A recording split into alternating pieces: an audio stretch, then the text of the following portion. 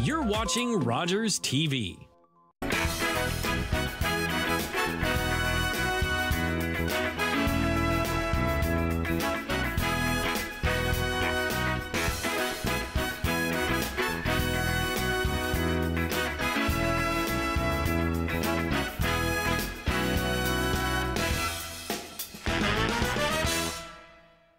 Good evening and welcome to West Dock. Today is Tuesday, October the 22nd, and we've got a very special episode for you.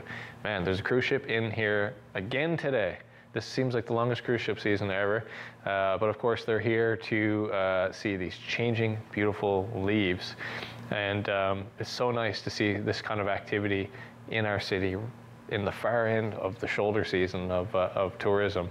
So we're going to touch on that a little bit today. We've got a special guest coming into the studio from the port of Corner Brook. But first we're going to be speaking to somebody remotely. We've got a guest, Noel Joe, on the line from Conn River. And we have a not super great internet connection between us there right now, but we're going to have a discussion, super interesting, and you'll want to be switched on for that one. We're going to jump straight in with our first interview on the line, Noel Joe from Conn River. So we got the request came over from you. We had a link sent where we were able to watch your documentary, Forgotten Warriors, for free on the CBC Gem app. And so right off the top, I just want to encourage everybody who's watching this, go look up this documentary. It's called Forgotten Warriors. It's part of a CBC series that I think is called Truly Canadian. I forget, you can correct me in a moment. And yeah, it highlights a story that I was just learned about for the first time. Noel, why don't you just right off the top highlight sort of the synopsis of this documentary for the viewers? Yeah, so this documentary, The Forgotten Warriors, is a story of Mi'kmaq activists or hunger strikers from Conn River who protested against the government back in 1983 regarding funds that was the community. Conn recognized as a during that time, and what they done is they went a full year with operating funds. So they went in and protested the provincial government, occupied Minister Joe Gowdy's office at the time, and put things on the doors, and then they were arrested, and then they went a 9-day hunger strike until the provincial government raised the funds to them. And obviously this was an extreme measure, but this is where what things have come to.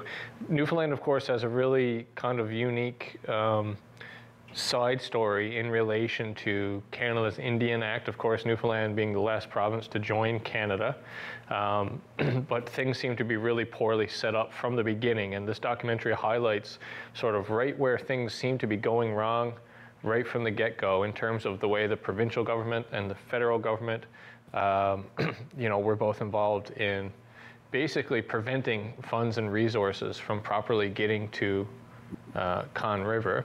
And now, fast forward, almost 30 years, or I guess over 30 years, almost 40 years, gosh, I'm so old, past this event, Conn River now, because of all the sort of the hard work and things that have happened there, is almost one of the best examples of a successful reserve in Canada. A true example that when funded properly and treated properly, the self-governance model can really work. Conn River is a great example of that. Of course, Conn River is very different today than it was in the 80s. But for how long have you been aware of the hunger strikers? Like when do you first remember learning this story and the significance of it? So it doesn't. I haven't. I wasn't even when this took place. I was 1988, and the six of the hunger strikers are my uncles. as I got older, hearing the stories from them done around, just I was always in tune, and Con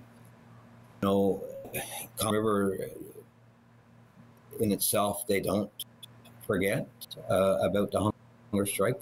It's every year as a holiday here in Con River, and they celebrate, I guess, a remembrance of the hunger strike every April. So the thesis was there, the information was there, and all I needed to do was find someone who helped me put into film and on screen, and that's how found Dr. Monder.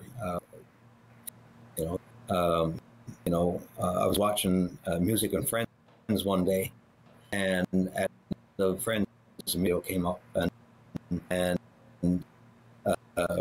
Up Sky Dumps came at the end. So I said, that's who I'm going to get to produce this. We had no idea about documentary. I had no idea about this.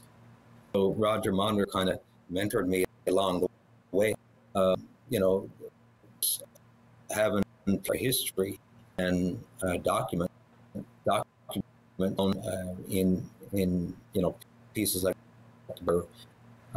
diversity and oral that I heard. I just brought them all together and said, well, I need to tell this story, make sure that it doesn't get forgotten, because even though Con River forgotten about it, I know that outside the community, outside of Con River, people realize this happened, or they forgot about it.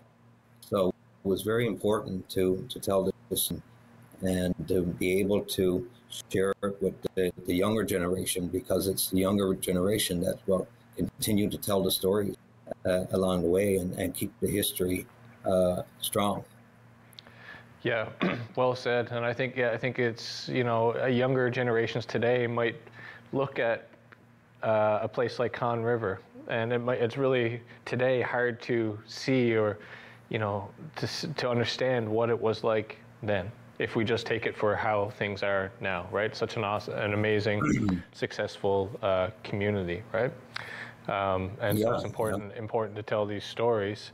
I'm sure getting this story out must have made you very proud, and of course brought great pride to your community. But are there other stories that, like, as far as I know, this was, like you said, one of your first real experiences in producing something like this. It turned out great. The story is important and it's spreading. Has it inspired you to want to do it again? Are there other stories in your heart that you've become aware of that you want to share? Or are other people now reaching out to you with suggestions and saying, hey, here's something else. Here's another important story from our culture? Yeah, so as Mi'kmaq people, as Indigenous people, we're always great to tell. And one of the things is important Indigenous people, new Indigenous stories, and it just really inspired more, and to do more things, and under this process, I'm looking at setting up my own production company, and then taking up a project and tell stories. But not just taking on any stories that sake of taking on stories. They have to have a good background, meaning, and to educate and to empower our people in Newfoundland and the rest of Canada, enable our stories through film and art. I think great avenue to go, and I'm only seeing this now from from orders and of help. I still I'm still mentored by Roger Monder from Upside Down Films, and there's been people coming out to do more stories and to do other creative pieces. I know that I'm working right on a documentary concept of conservation stewardship, to be able to put that into a story and make something great out of that. That's only that's coming in the future. And people reach out to me and say, this is a good, that's a good story, and I'm really, really pleased, and I'm really honored to take on other stories. So. That's awesome. Yeah. So that's exactly the answer that I was hoping to hear from you. Video and film seems to really be a way, really lends to that cultural aspect, and the Mi'kmaq cultural aspect of storytelling, right? This is now you have a tool to tell the story in a more powerful visual way that can resonate with everybody, and so I think that's really incredible.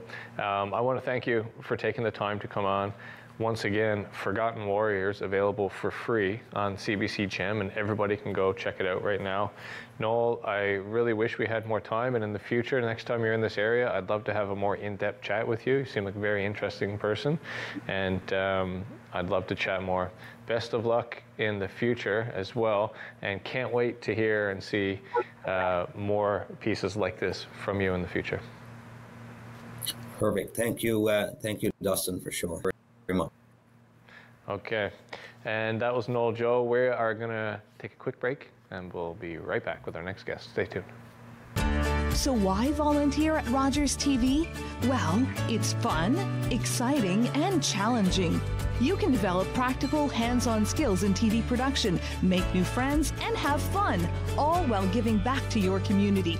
For a few hours a week, you can be part of a great team making great local television. Want to find out more? Get in touch with us at rogerstv.com. Make your mark and find a new passion as a Rogers TV volunteer. Well, the cruise industry is the fastest growing tourism segment worldwide, and it's been super noticeable right here in Corner Brook. It feels like even just over the last 4 or 5 years, the amount of ships visiting Corner Brook has doubled. And this summer alone, we've really noticed what it looks like on these days when thousands of people are walking around the streets here. It's exciting, it feels new, and so here to tell us more about it today from the Port of Corner Brook is Cruise Marketing Coordinator Patty Ricketts. Patty. Thank you so much for having me. Thanks for coming down. My pleasure. So, am I crazy, or does it seem like all this cruise stuff has just like exploded in the last few years, or has it always been this way and I just never noticed? Oh my God, no, it definitely has. We've always had a presence, I want to say, since 1976 here in Corner Brook. Yeah. But in the last 5 to 10 years, it's become a community staple here in our region, and people tend to look forward to it. Yeah. So we've been steady growing since 2017, actually, which is excellent news for us. Yeah, so this year, is this like a record year or kind of like close to a record year in comparison? Okay, you can't steal our thunder so soon, but we are anticipating that this will be another record year for the Port of Corner Brook. Right. So last year we did announce that we had 28 ships, and on schedule this year we have 36 with 4 remaining for the season. And we welcomed 60,000 passengers and crew combined last season. And it's looking good for this year. Right, you never really know, because I guess there's still a possibility that like a cruise could cancel or some sort of thing, something like that. Unfortunately, that's a lot to do with the weather in the Atlantic region this time of year. So we did see 2 cancellations, but we also picked up 2 calls. So we're still doing good on the back end. So you get these surprises sometimes. It's like, hey, we're coming. Nerve-wracking, but yet good surprises. Yeah, because I don't know if, probably a lot of people are super familiar with some of the logistics of our port, but for instance, we only have a parking space for 1, right? Yes. Yes. So we do have 1 berth, so it is definitely a challenge trying to handle both cruise and cargo at the Port of Corner Brook. They're working closely alongside of us to help mitigate those issues, and will continue to do so in the future. And we do have the potential to put a cruise ship at anchor as well. So whenever you see them down towards the end of Riverside Drive, they're at anchor and tendering towards our port. So I think that's just a sign that like the demand is very high, potentially, not, I don't want to say higher than what we can accommodate today, but it really seems like the pressure is on here now for the port and for the city to be able to accommodate all these guests that have just been coming in recent times. And I know from even just doing a bit of guiding down there what it looks like when these big ships come in. I mean, it's all hands on deck, literally, and it's bus drivers from every bay in Newfoundland coming down here to accommodate the passengers. So, you know, can you speak at all to sort of, I guess, maybe some of the challenges that the city, you know, was faced with when the amount of cruise traffic just sort of doubles, and then how we deal with this, how, you know, what kind of things are being done now to, I guess, meet the demand? So I guess one of the largest challenges here in the Canada-New England region specifically, and in Atlantic Canada itself, is in regards to busing shortages. Everybody feels it, everybody in the tourism industry. That's not just a Corner Brook issue. That's not just a Corner Brook issue. So like you said, we often see buses come all the way from St. John's. And in the last couple of years, our tour operators have expressed an interest in doing more offerings, more shore excursion offerings, that are based not around buses. Right. So we're hoping to do a walking tour next season. We have a couple Corner Brook Stream Trail. There's ATV rides. There's Zodiac rides. Yeah. So we're definitely looking at that as more of an opportunity than a challenge, and hope to have more sustainable tour offerings in the future. That's a really good adaptation, right? It's like there's only so many buses. Yes. So, but now I've noticed as well, being down around the port now, a ship is in and there's a dozen ATVs down there on the port, ready to take people off. Or like you said, a Zodiac pulls up and people are just leaving right from there. So I think that's the type of stuff we can work with, hey, as a city. And so for you, obviously as a cruise marketing coordinator, it's one of your jobs to, you know, showcase the beauty of this port of call, the destination, and I guess try to be reaching out to other cruise lines and, you know, establishing new business and things. What do you think is the most, like, exciting thing, the thing that makes you the proudest when you're selling Corner Brook basically as a cruise destination? Like, how do you feel about it? Obviously, I love where I live, and I find it easy to sell an area that is as beautiful and hospitable as Corner Brook is. Yeah. And in case you didn't know, which I'm sure you do, as a shore excursion, a lot of our tours do end up going across the bay, down the bay, and to Grossmont area. Yeah. So we're not only selling Corner Brook, we're selling our entire region. Yeah. Something that we always like to pitch is our cruise welcome program, and just ensuring that every step of the passenger's journey here in Corner Brook, that they feel like they can reach out to a local, get a question answered, find their favorite fish and chip spot, etc. What is that? What is the cruise welcome program? So that's something that the Port of Corner Brook implemented. It's always been around since our incorporation, yeah. But we've grown it in the last couple of years. So for every cruise ship that comes in, we have a dockside vendor market. We normally put that expression of interest out early in the spring of the year. So we have 7 local vendors down there selling anything from health and beauty to knitwear, clothing, etc. Okay, that's those kind of sheds down in the back that I would have saw, like the lovely market sheds, yeah. Yes? Yeah, shed's not the greatest word. I mean, it's better than tents. I remember back years ago, it'd just be these, you know, tents that they would pop up there kind of unsightly. And, yeah. It was. So we've definitely grown in the last couple of years from there. And we also expanded on the local musicians that we pull forward this year. So depending on the size of the ship, we'll have a local musician perform anywhere from 2 to 4 hours. Sweet. I know, my favorite part. And then we have our cruise information officers as well. So that's a team of 15 committed, dedicated, stellar individuals who just love showcasing the best of Corner Brook and helping out wherever they can. So is that like the people on the port who are wearing the little tartan things around their neck, or? It is. Yeah, so they're like ambassadors, kind of? They are. It's similar to the program that the City of Corner Brook has with their city ambassadors. They're all wearing blue up there, and it's just trying to provide a friendly face and somebody to help whenever needed. Cool. That's a good idea. It is. It sets us apart from a lot of other ports. Yeah. And we're proud of that. I think there's a lot of things that set us apart from other ports. And I think keep hearing from like guests when I get to interact with them is how they're so shocked at how exotic this place actually is. They just think it's like PEI or just like Nova Scotia, and then they realize, wow, this place is so unique. So it has its own story, and people are generally impressed. They also find it cool when they get off the ship and they're in a different time zone. It's a different half-hour difference. But I'm sure maybe that could also also cause some troubles at the port sometimes? Oh my God, we get so many questions about what time it is and why we think we're so special to be half an hour off. Yeah. Our staff can speak better on it than I can, Yeah. but they have some silly answers to share. I just make stuff up, yeah. Yeah, most people do. Sometimes we do find it a little different. A lot of ships stick with local time when they're here in Corner Brook versus going to Newfoundland time, so we're always cognizant of that. Yeah, that is interesting. Again, just one of the things that makes us such a unique and exotic place. As soon as I, get on the bus with these people, I like to tell them that this is, first of all, you get to check this off your travel bingo card, because unless you've traveled in India, you probably haven't been in this in a half-hour unique time zone like this before. So, that's fun. It is a very unique place. But also, to me, when I think about cruising, right? You think about the Caribbean and stuff like that. You think about summertime vacations, when actually most of the demand that we have here seems to be like now, in the fall of the year, not in the balmy summer months that we get here, but in the cooler fall seasons. What are you hearing about why that is? So originally, one of our main itineraries were the Canada-New England cruise. So coming out of New York, Boston, Montreal, and then coming down around our area. And that was originally marketed as the colors. Come for the colors in the Atlantic region.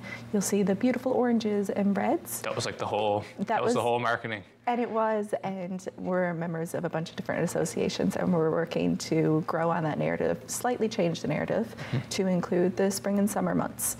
So we have seen an increase over the last couple of years, not only ourselves, but everybody else in our partnership. And we hope to continue to see that growth in the future.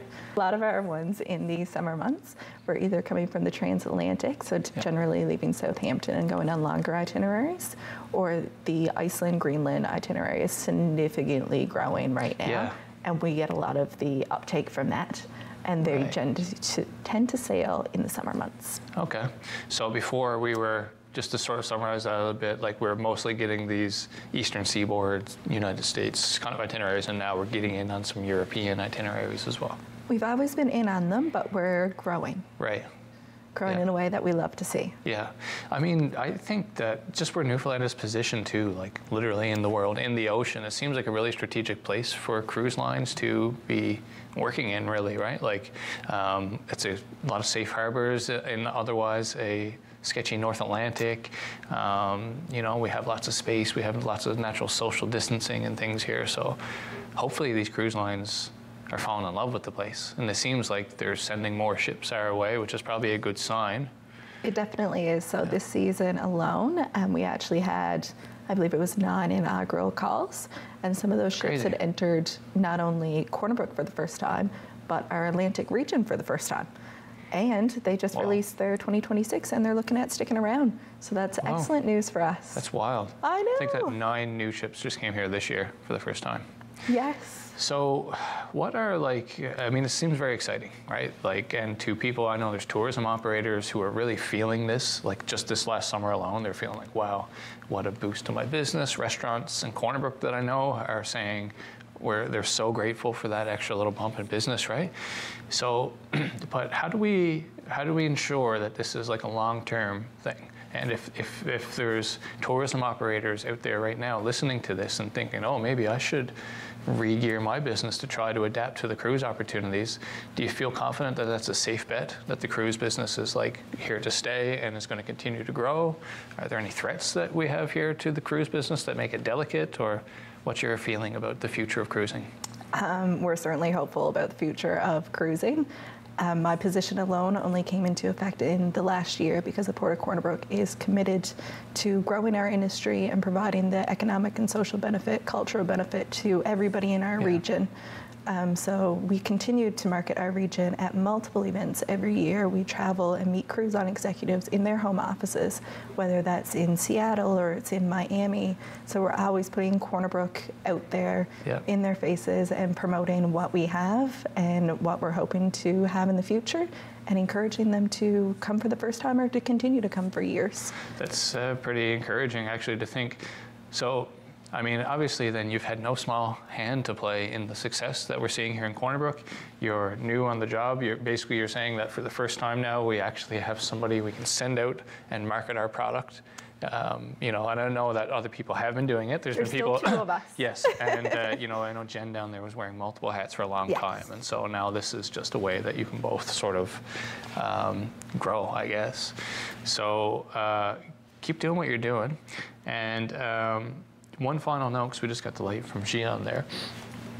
Are there opportunities, do you think, in the future for, because the cruise industry is growing very, very rapidly, are there like is there an opportunity for Newfoundland to get cruise ships in the winter time? And you touched on the springtime, and we know now it's mostly in the fall, but is there a world where we could just be getting cruises like all year round? Well, we'd love to have cruises all year round. Of course, there is some limitations to that. A lot of it is based on the type of vessels that we get to come into our region. Yeah. So all of those larger lines wouldn't be able to handle the ice in our bay. But some of the smaller expedition luxury lines have sailed into Cruise St. Lawrence is expecting a winter cruise this year. St. John, New Brunswick had received one around Christmas last year. Cool. So we're hopeful for what the future holds and look to expanding just beyond the fall of the year. That would be exciting.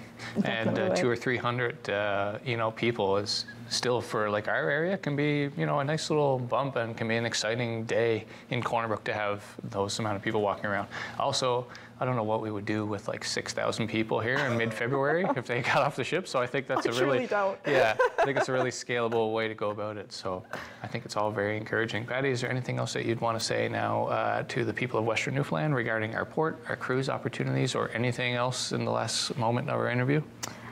Just if people were interested in getting more involved in the cruise industry, do feel free to reach out to the Port of Corner Brook. We'll help lead you in the right direction and connect you with the right people. And thank you to everybody in our community who shows us so much support day in, day out, and they're adaptable to all of the changes and do it with the biggest smile on their face. We're grateful for that. Amazing. Yes, congrats to you and your excellent team. Thank you. That was Patty Ricketts, the Cruise Marketing Coordinator down at the Port of Corner Brook. We're going to take a quick break, and we'll be right back.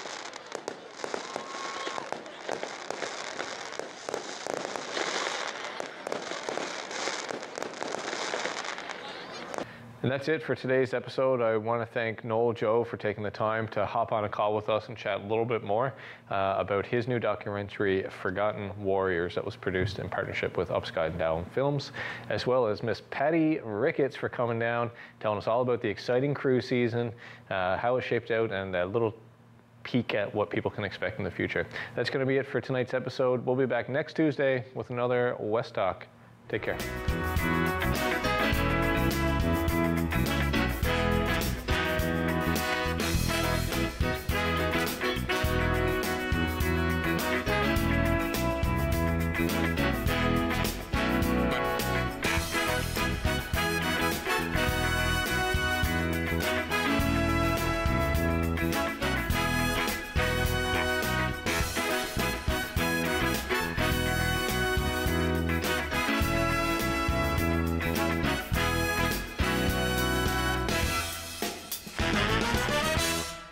Provide feedback on this show or find out how you can get involved. Email us at comments@rogerstv.com or visit our website. You're watching Rogers TV. Are you low on food? Struggling to pay the bills? Overwhelmed by life's challenges? When you need support but don't know where to turn, just dial 211. 211 connects you to the programs or services near you. 211, how can I help you? 211, help starts here. For me, it all started here. I do my best work here. Scores! Oh my goodness! This guy's dangerous from here, here, and here. We're watching history in the making here. Are you watching this? And our fans are up here. I'm here for it. It's all about what's up here and what's in here. Sportsnet, here for hockey. You're watching Rogers TV.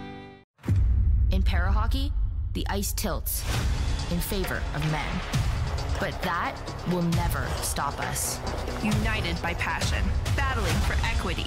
We are the National Women's Para Hockey Team of Canada. We're here